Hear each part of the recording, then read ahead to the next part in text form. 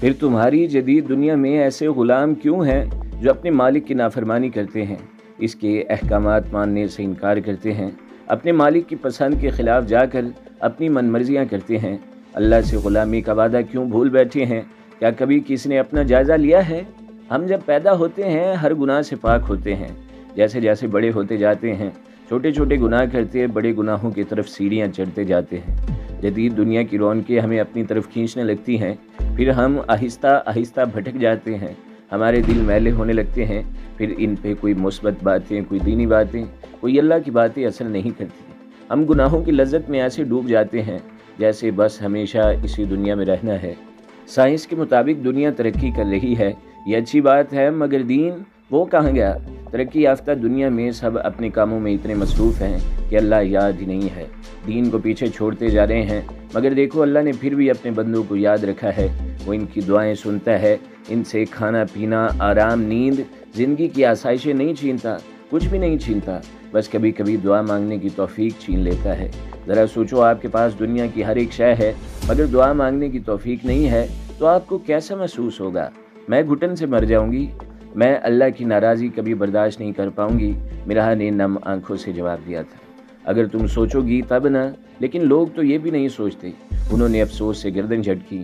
اللہ بس آپ کی رسی ڈھیلی چھوڑ دیتا ہے، وہ دیکھنا چاہتا ہے آپ کی حد کیا ہے، کیا کوئی حد بھی ہے یا نہیں۔ جب آپ حدیں پار کرنے لگتے ہیں تب آپ کی رسی کھینچ لی جاتی ہے، آپ پہ آزمائش آتی ہے، برا وقت آتا ہے، آپ کا ہر دن اذیت بھرا گزرنے لگتا ہے، کوئی خوشی نہیں لگتی، شدید رونا آتا ہے، پھر آپ کہتے ہیں یا اللہ میں ہی کیوں، میرے ساتھ ایسا کیوں ہوتا ہے؟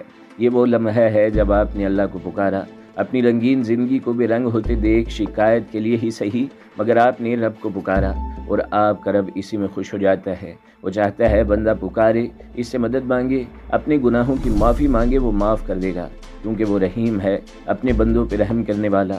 اگر آپ کے گناہ زمین سے لے کر آسمان تک بھی ہیں تب بھی پورے یقین سے اپنے رب سے معافی مانگے، وہ معاف کر دے گا۔ ہم کیوں بھول جاتے ہیں؟ ہماری زندگی میں ہونے والے حادثے ہمیں سبق دینے کے لیے ہی پیش آتے ہیں۔ عقل مند سبق حاصل کرتے ہیں اور بے عقل پھر سے وہی غلطی دہراتے ہیں۔ کہتے ہوئے عہد کی طرف دیکھا، آخری بات انہوں نے عہد کے لیے کہی تھی۔ یہ بچہ اپنی غلطی سے سبق حاصل کر چکا ہے، اب یہ دوبارہ محبت کرنے کی غلطی نہیں کرے گا۔ اور مرہا کو لگا جیسے کسی نے اس کے حلق سے جان ہی کھینچ لی ہو، وہ دنگ سی آنکھیں پھاڑ کر انہیں دیکھ رہی تھی، جیسے کہنا چاہتی ہو مجھ سے بھی محبت نہیں ہوگی۔ آخر یہ کون تھا جسے سب پتہ چل جاتا تھا؟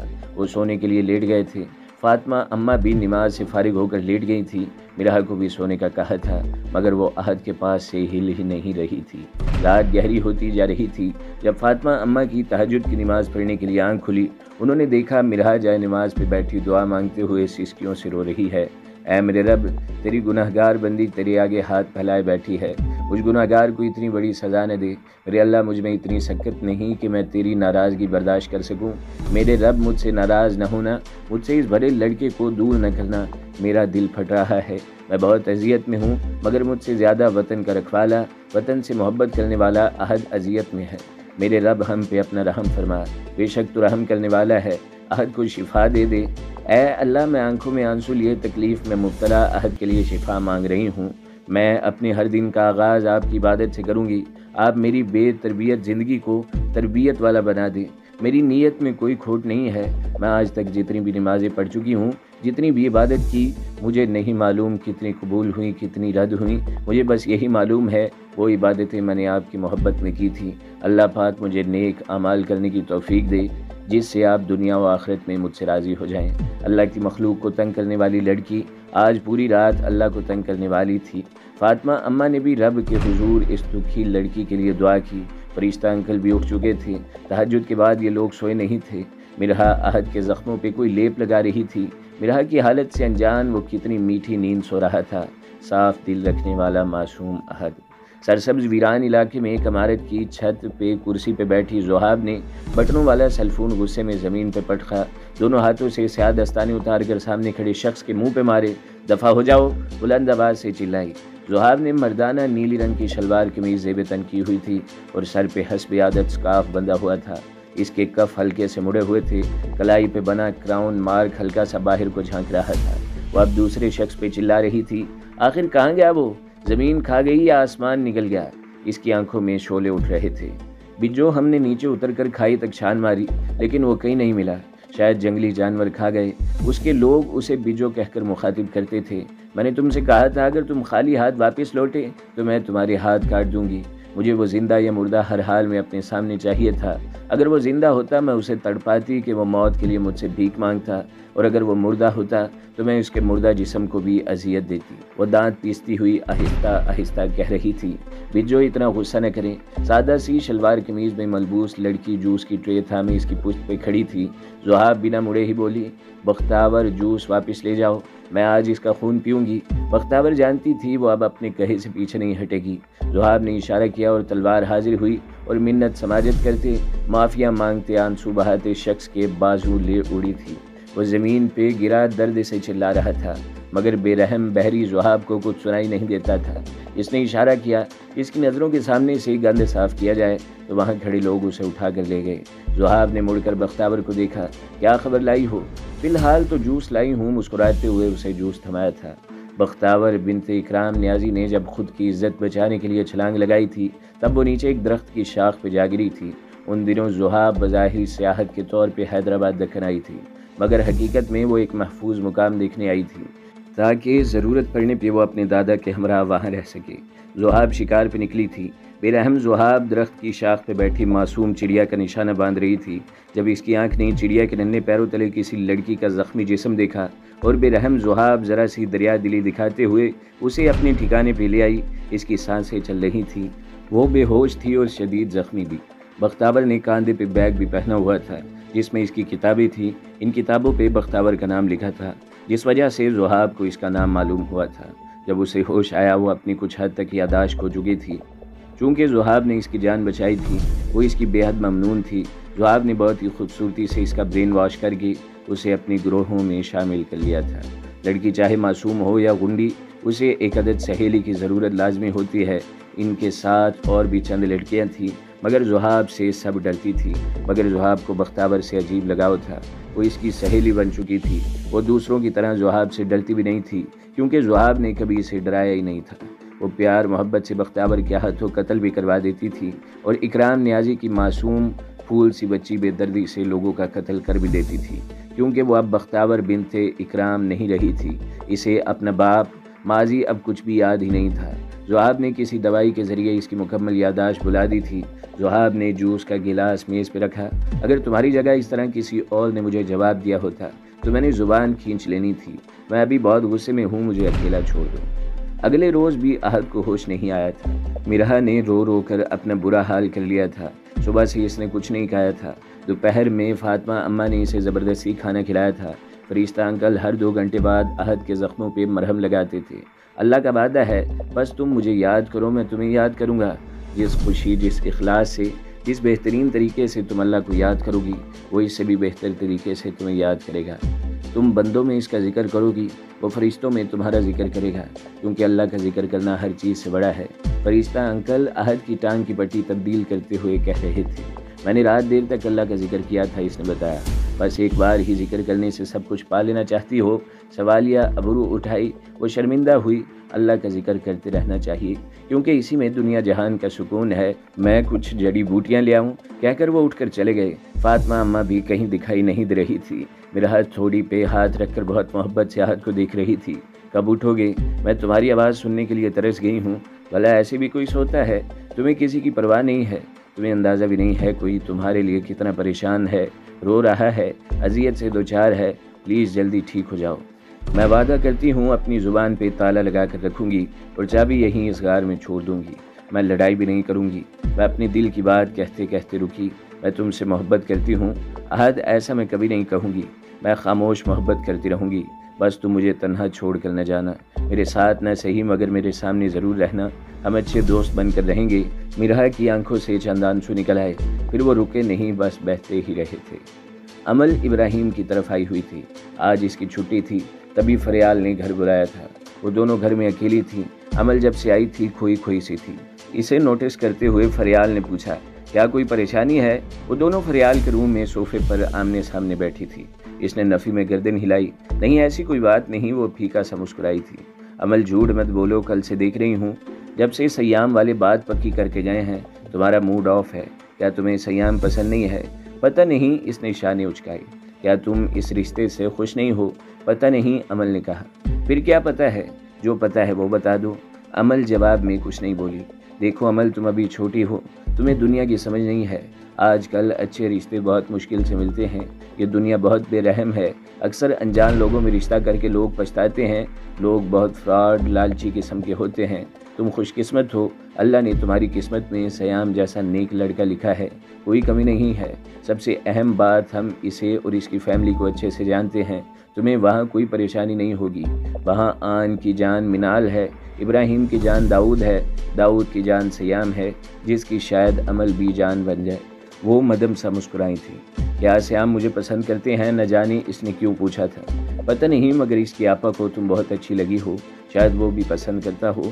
جس طرح وہ خوش تھا، یقیناً تم سے محبت کرتا ہوگا۔ اسے تنگ کرنے لگی۔ وہ مدم سا مسکرائی تھی۔ کیا بابی، آپ بھی وہ نمونہ ویسے بھی خوشی رہتا ہے؟ ارے نمونہ تو نہیں ہے، وہ اتنا ہینڈسم سا ہے۔ تمہارے ہاسپٹل کے ڈاکٹرز کو اس پہ کرش ہے۔ ڈاکٹر سوزین کی والدہ میرے ساتھ ہی جاب کرتی ہیں، انہوں نے دعوت وغیرہ میں سیام کو ہمارے یہاں اکثر دیکھا ہے۔ وہ کہہ رہی تھی میں سیام کی فیملی سے سوزین کے رشتے کی بات کروں گی۔ پھر دلچسپی سے عمل نے پوچھا، میں نے انہیں بتایا تھا ہماری عمل کی سیام سے بات پکی ہو چکی ہے۔ وہ بظاہر تو مبارکباد دے رہی تھی، مگر دل میں سوچتی ہوں گی، ہائے میں نے اتنی دیر کیوں کر دی، اتنا اچھا لڑکا ہاتھ سے نکل گیا۔ کہا لگا کر ہنسی، مگر عمل کو ہنسی نہیں آئی۔ مجھے سیام کی چھچوری حرکتیں نہیں پسند، اس نے بے جھجک کہا تھا۔ کیسی حرکتیں؟ انہوں نے پوچھا۔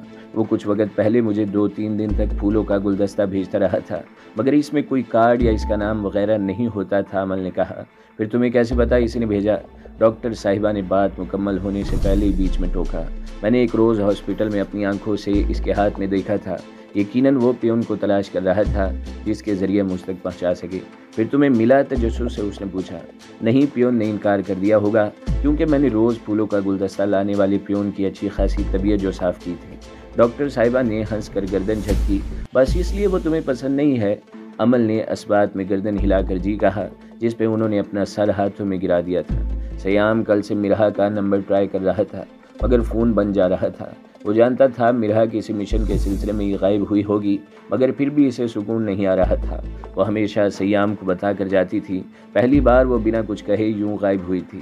اس نے ہیڈ کوارٹر آ کر بھی معلومات لی تھیں، اسے بس یہی معلوم ہوا تھا احد اور مرحا کسی مشن پہ ہیں۔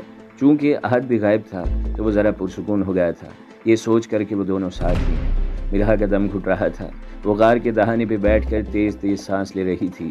اندھیرا تاریک ڈھلانوں سے پھسل پھسل کر اس کے گرد اونچی دیواریں کھڑی کر رہا تھا۔ پہاڑی جھینگروں کی کان پھاڑ دینے والی تیز سیٹیاں فضا میں گونج رہی تھیں۔ مرحا کی سماعت سے بہت سی آوازیں ٹکرا رہی تھیں۔ اس نے گردن موڑ کر یہاں وہاں دیکھا، چاروں طرف گہری تاریکی تھی۔ ایسے میں یہ آوازیں کہاں سے آ رہی ہیں؟ وہ سوچتے ہوئے آوازوں کا تعاقب کرتی ایک دوسری تنگ منہ والی غار میں جا پہنچی، جہاں اجتماع کی صورت میں جماعت بن کر بیٹھے سفید لباس میں ملبوس نورانی چہرے والے، ساری دنیا بھلا کر ہر شے سے بے نیاز وہ لوگ اللہ کا ذکر کر رہے تھے۔ ان کی روحیں کلام میں مصروف تھیں۔ مرحا دم سادے کھڑی تھی۔ اس جگہ اچانک سے یہ لوگ کہاں سے آ گئے؟ اسے کچھ سمجھ نہیں آ رہا تھا۔ اللہ کا ذکر کرتی آوازیں غار میں گونج رہی تھیں۔ ان کا ذکر سکون بخش دینے والا تھا، لیکن مرحا کو نہ جانے کیا ہوا، وہ ایک دم چکرا کر گر گئی تھی۔